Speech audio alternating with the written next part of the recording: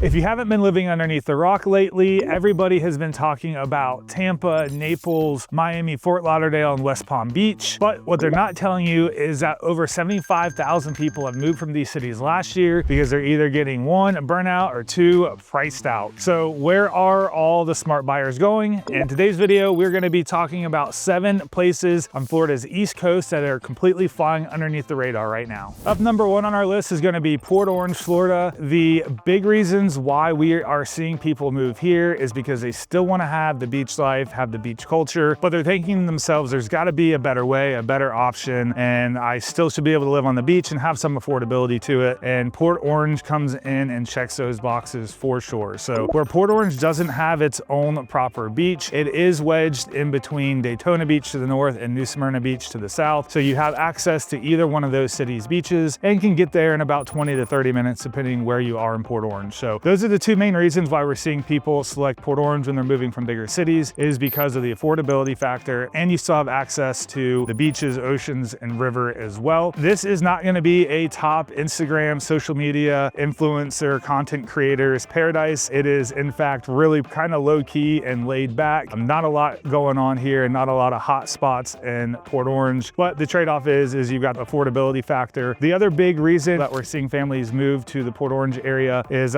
safety. Going to be number 1, followed up by having a really great school system. So they do have nationally ranked high school in Port Orange, Florida, and followed up with their middle and elementary schools are good as well. Overall, I think they've got a good system all the way from the little ducklings all the way up to the high schoolers, and followed that on by great relationships with the local colleges nearby as well. So that's one of the followed up big reasons what we're seeing people choose Port Orange, Florida as well. It's just a great family spot. We're seeing a lot of multi-generational families come in as well. So the parents will get everything settled in and set up with the kids in the school system. And then soon after, we're starting to see the grandparents move in close by as well, just because Florida not having a state income tax, the weather is more consistent throughout the year. And Port Orange is just an easy place to live as well as far as navigating and getting around. The median price point in Port Orange is going to be in the mid 300,000 price point. Compared that to New Smyrna Beach, which is about 15 minutes to the south, in the mid 400,000s. It's easy to see why people are choosing and selecting to live in Port Orange over New Smyrna Beach right now, just because of the affordability factor on being able to get in. As far as amenities go, Port Orange has a pretty good mix of national chains and retailers versus your local mom and pop shops. So if you're looking for Targets and Costco's, Port Orange definitely has that. And if you are just wanting to keep it super local, you want to shop at a really local supermarket, you want to go to local mom and pop restaurants and diners and things like that, Port Orange has you covered there as well. So you are not going to be super franchised out in Port Orange. It's kind of like the best of both worlds. If you are somebody though that's looking to have a ton of amenities and a ton of things to do with a jam-packed calendar every night of the week, Port Orange might not be for you. It's definitely going to be a little bit more laid back, and it's just not really a town that's set up to be like that. The big benefit though is you are only 15 minutes south of Daytona Beach. That does have a pretty jam-packed schedule year-round as far as calendar events go. So you've got race week and bike week and spring breaks,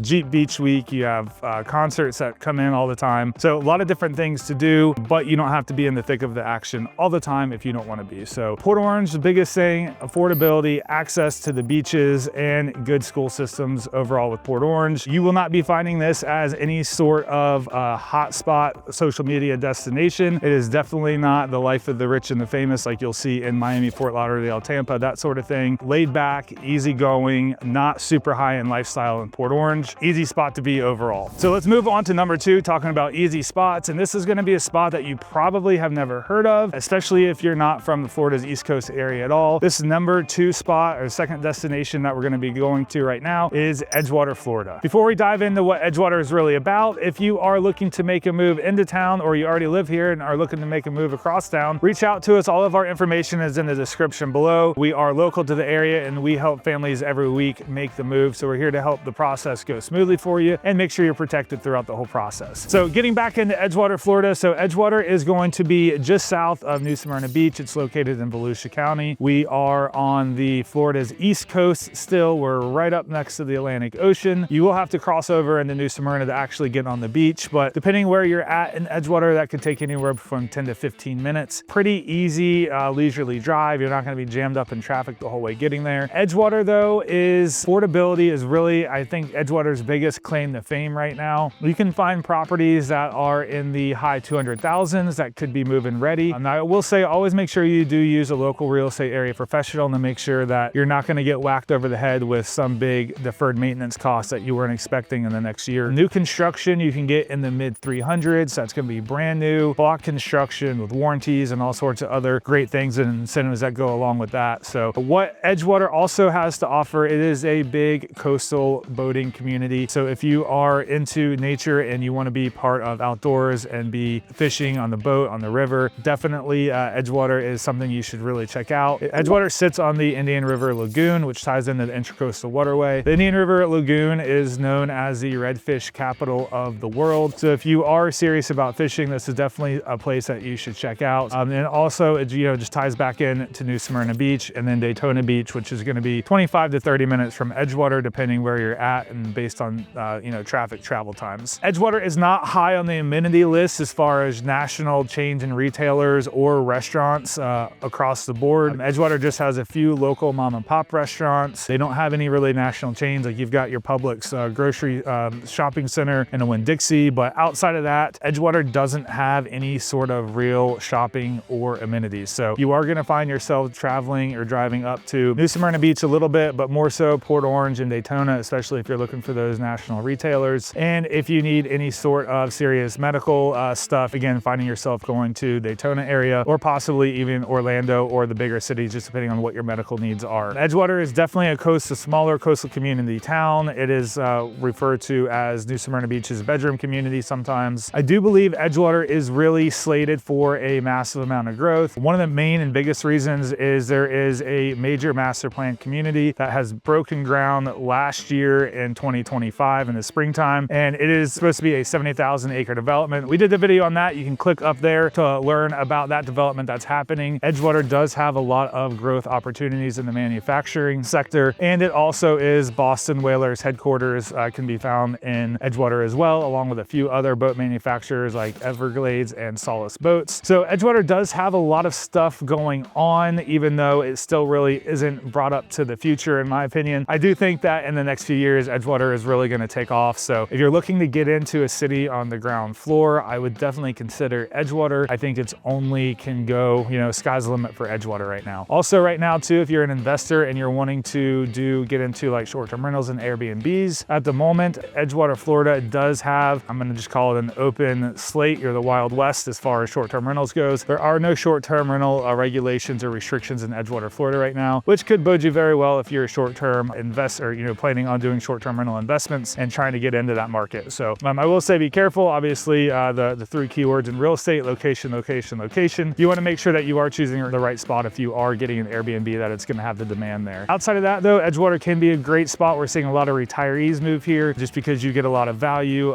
tremendous bang for your buck in Edgewater. We are seeing families move here. Again, your children are going to be going to school. There is Edgewater Public Elementary School. There's a private school just a little bit south of Edgewater. As far as high school goes, you'll be getting put into the New Smyrna Beach high school system. So not a lot of going on is really the big theme with Edgewater. Slated for a lot of growth, and I think there's a lot of upside potential in Edgewater. Biggest reason people are moving here is because of the affordability factor, and then they have access to New Smyrna Beach in about a 10 to 15 minute drive. If you asked 100 Floridians where the best fishing is in all of Florida, 90 of them would tell you it is in the Florida Keys. If you ask the other 10 where the best fishing is in Florida, they would also tell you the Florida Keys, and that's because these people are gatekeeping and they don't want you to discover this number 3rd location on our list, which is Sebastian, Florida. So Sebastian, Florida, if you've never heard of it, it's a great town. You absolutely should 100% check it out. Location from New Smyrna Beach, you're about 2 hours dead south. If you take Interstate I-95, you will land in Sebastian, Florida. Sebastian, Florida is known for being a step back in time. It is old school Florida vibes all day long. If you are looking for fast-paced nightlife society, Sebastian, Florida is not for you. If you are looking to, again, be in the outdoors of a laid-back lifestyle and not be in the hustle-bustle sort of lifestyle, Sebastian is definitely a spot for you to check out. One of its major attractions and things to do is to check out Sebastian Inlet and State Park. This is legendary for its fishing and its surfing as well. So whether you want to do either of those or you just want to go out there and check it out, you will definitely always have something to see and be entertained while you're out there. Hey there, we hope this week's video is providing you some valuable insight on some of the most under under the radar places to live in Florida. Thanks for checking it out. If this is your first time to the channel, welcome. My name's Chris. My business partner and I have been helping families buy, sell, and invest in this area for over a decade. So if there's anything we can do to help you out, let us know in the description below. And if you haven't already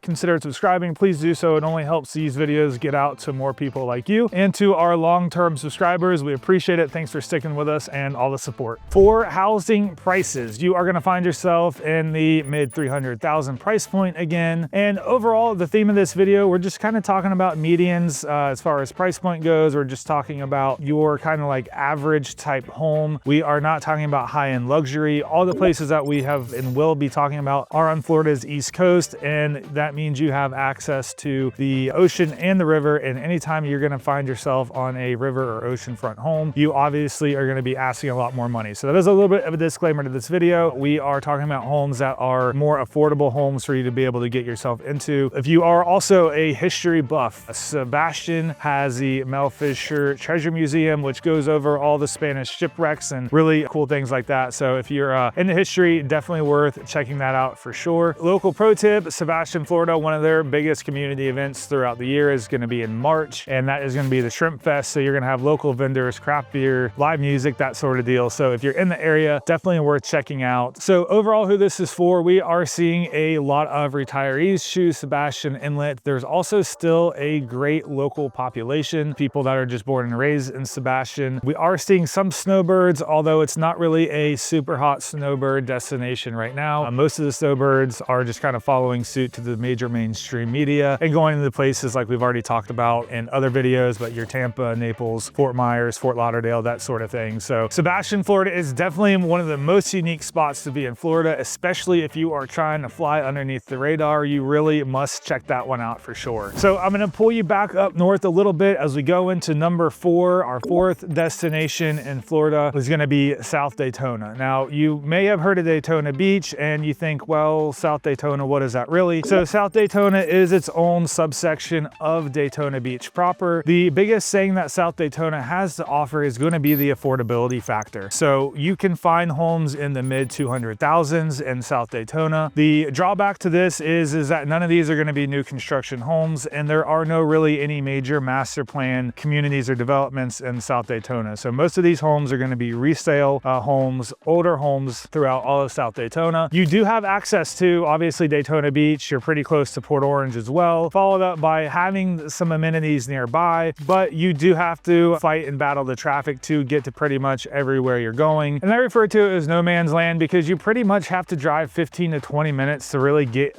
anywhere of any significance in South Daytona. There's no really destination spots in South Daytona either. So you're always going to be going either to Daytona, which is 10-15 minutes up the road, or you're going to be going to Port Orange, which is 10-15 minutes south. I know that's not a big deal, but when you have to do it every time, you've got to fight traffic every time, it could grow a little taxing on you. Now, if you're okay with that and you are just really being price conscious, or you're retired and you don't feel like you've got to be anywhere in a hurry and you're just focused on budget, then I would 100% recommend checking out South Daytona. If you are working, you're planning, you need to plan probably, I would say, 20 to 45 minutes for your commute, depending on what city you're actually working in and times of days and things like that. We are not seeing a strong influx of families move into the South Daytona area, and that's just because, same thing, the traveling, and South Daytona does not have the greatest school systems. They're not terrible, but there's definitely better options to choose from. Number one being Port Orange, which is just right down the road, and if you can choose one or the other, we're seeing most families go with the Port Orange route. So, but we are talking about the most underrated neighborhoods or the under the radar areas on all of Florida's East Coast. So it is definitely worth mentioning South Daytona, as a lot of people I don't think even realize it exists because it's just, everyone just thinks it's Daytona Beach or nothing. So South Daytona does exist. It is a more affordable option. Make sure you're using a local area pro though to make sure that you're getting a home that is going to be good for you, a home that hasn't flooded, and just somebody that knows the area that can kind of help guide and navigate you better than just going at it alone. So we're going to continue to head north, and we're going to go to another subsection of a town that you may have heard of. So number 5 on our list is going to be Ormond by the Sea. Now, some people have heard of Ormond Beach, especially if you're a race fan. Ormond Beach is considered to be the birthplace of racing. That's where they used to race cars on the beach, and they also obviously race them on Daytona Beach as well. Ormond Beach just being about 15 minutes north of Daytona. Ormond Beach another 10 minutes or so on top of that. So about 20 25 minutes to get into Daytona Beach from Ormond by the Sea. So the reason why people are moving to Ormond by the Sea is because they are just wanting some solitude. They're wanting some quiet relaxation and some space from all the hustle bustle, big city stuff. And that's exactly what you get when you move to Ormond by the Sea. So price points, you're going to be a little bit higher. I would say you really need to plan to be anywhere between like 450 and 600,000. And the number one reason for that is because of supply constraints. You are on a little narrow strip of land. So you're going to be A1A is going to like be the main drag through Ormond by the Sea as you're leaving Ormond to continue to go north. And there's just not a lot of homes for sale on this little barrier island. So when they do come up, you definitely want to make sure you're in a position and you're prepared to make a move, because it could be years before another one pops up just like the one that you really wanted. What I really love about Ormond by the Sea is, number one, you are secluded, you're away from all the things, but there are also no cookie cutter homes. So you would definitely have that old school Florida beach charm, tons of character, and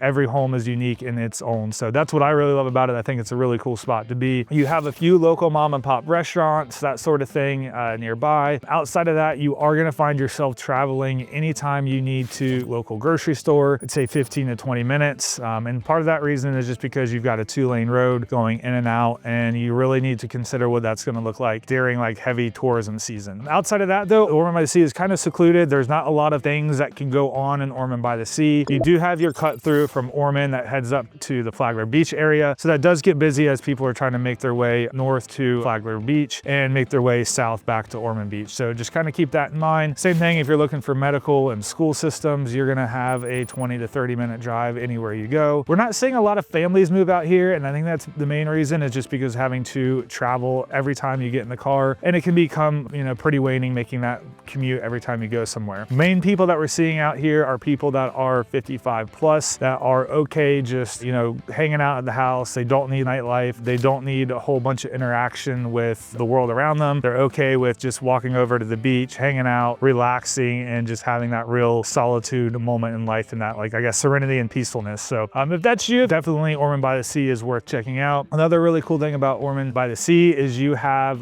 what is called the Loop. So if you love the outdoors, and even if you don't, it's worth taking the drive, especially if you're a motorcycle lover like myself. Definitely check out the Loop. It's a really cool spot. Takes you through some really scenic areas, Ormond Beach. And then also too, if you're into history, John D. Rockefeller's winter home was in Ormond Beach. It's the Casement. So definitely check that out. So some cool little local pro tips there for you on that if you're just checking out the Ormond Beach area. So talking about John D. Rockefeller and money and things being expensive, let's move on to number 6. We're going to continue to go up north a little bit more, and we're going to find ourselves in St. Augustine, Florida. A lot of people have heard of St. Augustine, Florida. It still has made it on our flying underneath the radar list, because I think not a lot of people consider making the move and living in St. Augustine full time. So what does it cost to live here in St. Augustine? Hotel rooms are $200+ a night. This is our most expensive spot on the number 7 places to live on Florida's East Coast. I would say your entry level price point to get a decent home in a decent area in St. Augustine is going to be in the 600,000 mark. Like we talked about, you can definitely go up, especially in St. Augustine, and depending on where you're located, and you can find some deals here and there below that 600,000 mark. This is the first time in this video I've talked about being close to all the things. So St. Augustine definitely will be the place with the most amount of attractions and things to do on all of our lists. And that's partly because it is a big tourist destination, and also it's because they have the Flagler College there. So you have a great mix of locals, you have college students, and then you have tourists and people coming from all around the world. St. Augustine's claim to fame that it's continuing to battle New Smyrna back and forth with is who the oldest city is in the US. Right now, I think St. Augustine's winning out a little bit, although it depends on who you talk to. A lot of people think New Smyrna Beach is. Either way though, you've got tons of history here. You've got the fort, you have the Bridge of Lions, tons of culture, tons of things to do, different local restaurants to eat at every night of the week. St. Augustine in the downtown area, you don't have a whole lot of national retailers and chains, which I personally think is cool, especially being in that type of historic area. You don't really want to see that being overridden with CVS's and Targets and things like that. If you are really wanting to be quiet and not have a bunch of things going on around you, St. Augustine probably isn't for you. It does get congested. If you are a boater and you want to live the boat lifestyle and you just want a lot of diversity and a lot of culture around you and different things to do, St. Augustine is definitely it. I will say it's going going to be like on the more like upscale things to do when you compare to Daytona Beach, when you've got Bike Week and you've got Jeep Beach. Daytona is just like a little bit more rowdier than St. Augustine. St. Augustine does get a lot colder though than you would think. So if you are looking for really mild, consistent Florida weather year round, you may want to think twice if you're moving to St. Augustine, if that is really ranking high on your level of importance, just because you are getting pretty north in Florida at that point, and it gets chilly and it gets that like weird wet cold. So I think it just gets in your bones more. St. Augustine though, definitely still flying underneath the radar. We don't hear a lot of people making a full-time move. Population, it is pretty dense up there, especially in that historic area. So if you're not trying to be a part of all of that and different concerts and road closures because of parades and different community events, then I'd probably maybe steer you away from St. Augustine. If you are about wanting to have the proximity of being close to somewhere and want to walk to everywhere you go and have lots of different things to do all the time, St. Augustine I would definitely recommend. I will say it's a little bit seasonal too,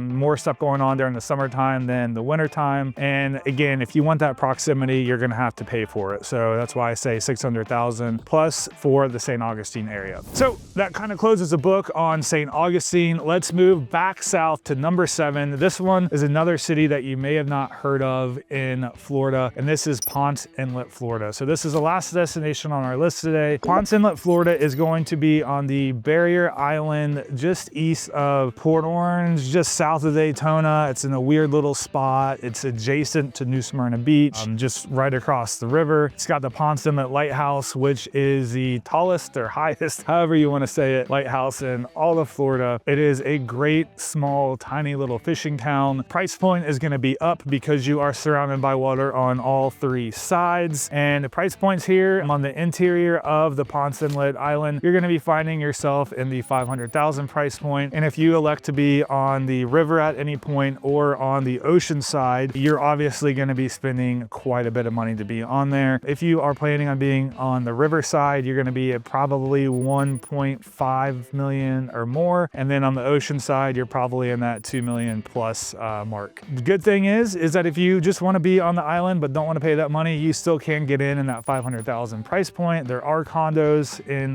Ponce Inlet as well. Now, Ponce Inlet does not have a lot of stuff going on. It is a fishing community for sure. Even though if you compare Ponce Inlet to Ormond by the Sea, Ponce Inlet is definitely going to be a little bit more active and busier, but it can definitely at times feel a lot more secluded and kind of a little bit claustrophobic, I guess, as well, just by being a little bit more locked in, only having that one way in, one way out. So definitely something to make sure that you put a lot of thought into. If you aren't 100% sure, or if you've never lived this type of lifestyle before, I definitely recommend renting for a little bit of time. I mean, I would say even if you just stayed there for a month, to just really see if you could kind of get a good feel for it, or longer, just to make sure it's truly what you want to do before you make a full committed buying decision. Overall though, what we're seeing in Ponce Inlet is a lot of retirees. We are seeing single locals be there. And when I say single, I'm just talking about people that don't have kids. We don't see a huge amount of families that are moving into the area. And the main reason for that, we keep hitting on, is just the logistics of the situation. And it's just not super convenient to be, unless you just have that right mindset and attitude of the same thing like we talked about Ormond by the Sea. You're okay being there, staying there, and you don't need to have to feel like you've got to get out and go and be and do something every single day. If you want to be a part of the nature, you want to see some really great sunsets on the west side, on the river side, you want to see some beautiful sunrises on the east coast, definitely worth a spot checking out for sure. So overall, to recap, we went over 7 of the most under the radar places on Florida's east coast. We started out number 1 with Port Orange, number 2 was Edgewater, 3 Sebastian, 4 South Daytona, 5 we had Ormond by the Sea, 6 was St. Augustine, and followed up the caboose, number 7 is Ponce Inlet. So a lot of different options to choose from. The common thread with all of these is they are not a hot spot area that you're hearing on the major mainstream media all the time. These are under the radar places. You can get in with affordability still being reasonable for most of these places. You still have access to the beach lifestyle, the beach culture for all these places. Some a little bit better than others, some with new construction, some with only old construction. So a lot of different flavors to choose from, a lot of different lifestyles to choose from. That's going to be the big takeaway here, is what lifestyle you're really trying to live and accomplish while being in Florida. So if you are serious about moving to Florida's East Coast and you're not sure what specific town works best for you, just shoot me a quick email. It's Chris at whitewhalere.com. I can get you set up with a list of current homes on the market at current price points and just kind of help get you earlier access to things before they hit the MLS. So let us know what we can do to help you out. If you haven't seen the best and worst neighborhoods in New Smyrna Beach, be sure to check that video out right here and